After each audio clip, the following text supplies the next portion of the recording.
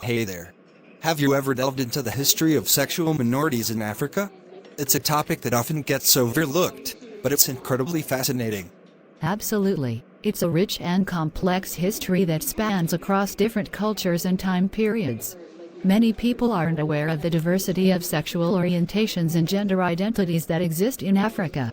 Definitely, and it's essential to recognize that these identities have deep historical roots.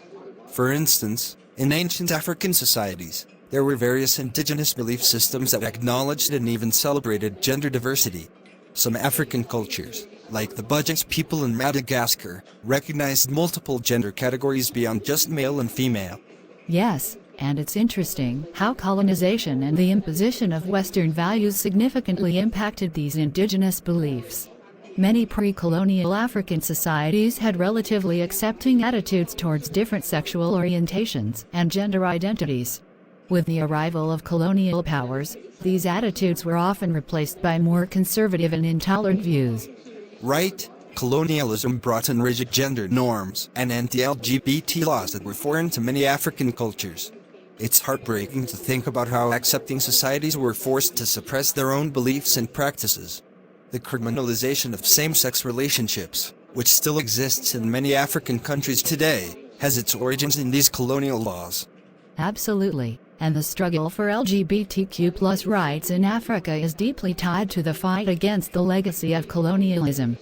Despite these challenges, there have been significant strides in recent years. Activists and organizations across the continent are working tirelessly to challenge discriminatory laws, promote acceptance, and ensure equal rights for sexual minorities. It's inspiring to see the resilience of the LGBTQ+ community in Africa. Despite the adversity they face, there are incredible stories of bravery and strength. The existence of organizations like the African Queer Youth Initiative, which provides support and advocacy for LGBTQ+ youth, showcases the determination of the community to create a more inclusive society.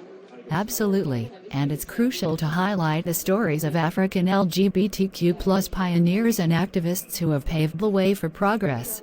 People like Simon Colley in South Africa, who was one of the first openly gay black activists to fight against apartheid and homophobia simultaneously, have left a lasting impact on the movement. Simon and Colley's legacy is a testament to the intersectionality of struggles faced by many African sexual minorities.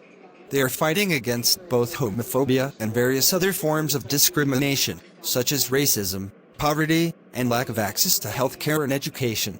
The fight for LGBTQ+ rights in Africa is not isolated. It's connected to larger social justice issues.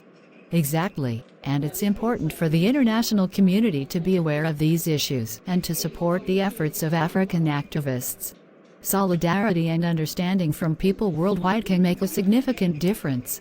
It's about creating a global conversation that emphasizes the importance of acceptance, equality, and human rights for everyone, regardless of their sexual orientation or gender identity.